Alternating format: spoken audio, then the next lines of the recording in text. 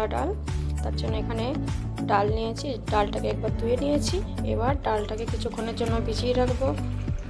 ভিজিয়ে রাখার পরে এটাকে বানাবো।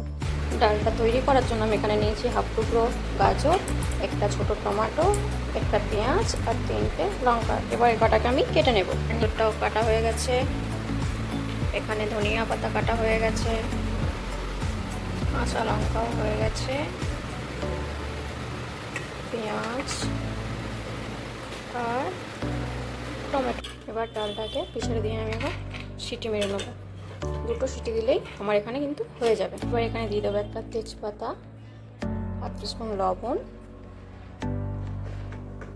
আর হাফ টিস্পুন হলুদ। এবার এখানে জল দিয়ে দেবো পরিমাণ মতো।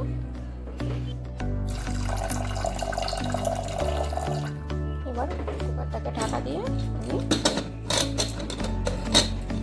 কিন্তু কুকারটাকে এখানে চাপিয়ে দিয়েছি সিটি দেওয়ার জন্য।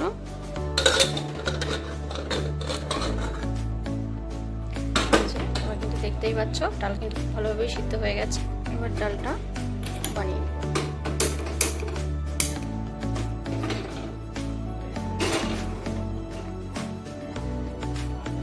নির্দিষ্ট পরিমাণ সর্ষের তেল দিয়ে দেবো।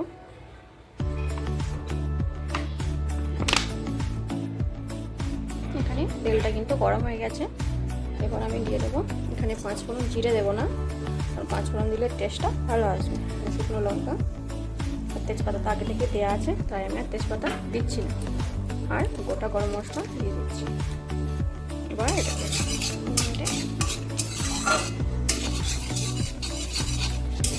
নেওয়ার পরে এখানে এবার আমি পেঁয়াজটা দিয়ে দেবো।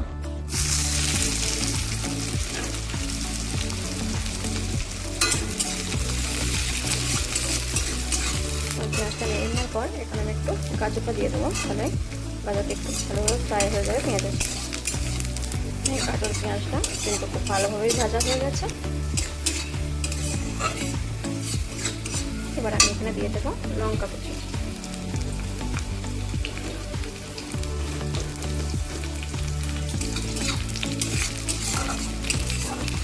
সব রকম উপকরণ এক একে দিয়ে দেবো। এখানে 1 টেবিল চামচ আদা রসুন বাটা,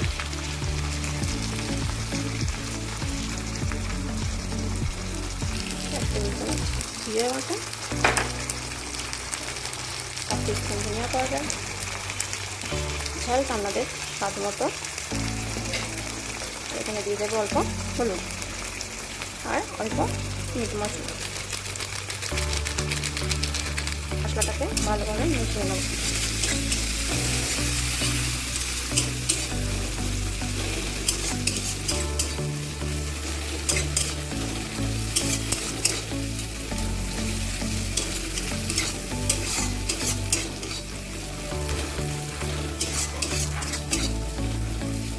আমি যখন মশলাটা কষাবো অল্প পরিমাণে একটু নুন দিয়ে দেবো।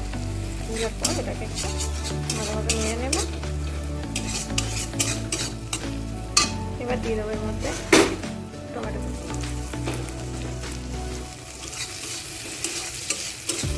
যতক্ষণ না টমেটোটা সেদ্ধ হচ্ছে ততক্ষণ এইভাবে নাড়তে থাকবো। টমেটোটা কিন্তু অনেকটাই সিদ্ধ হয়ে গেছে। এবার আমি একটু এখানে জল দিয়ে অল্প জল দিয়ে কষিয়ে নেব।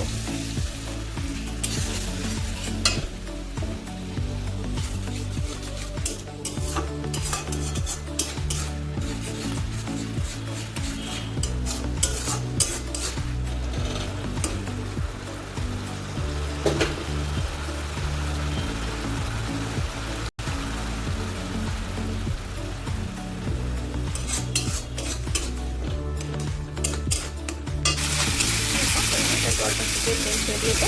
এবার আমি ডালটা এখানে দিয়ে দেবো।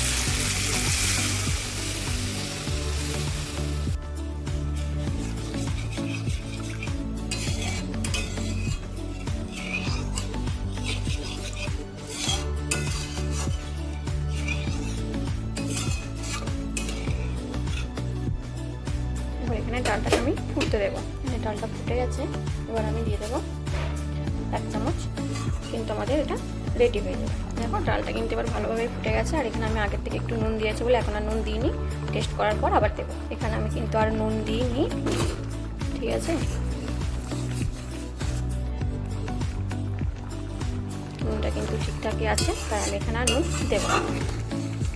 ডালটা ভালোভাবে হয়ে গেছে, এবার আমি এখানে একটু ধনে পাতা দিয়ে দেবো আর একটু নাড়িয়ে নিয়ে এটাকে আমি অফ করে দেবো। এবার ডালটাকে আমি বাটির মধ্যে ঢেলে নেবো। ডালটা কিন্তু আমাদের হয়ে গেছে। এটা রুটি বা পরোটার সাথে খেতে কিন্তু বেশ লাগে।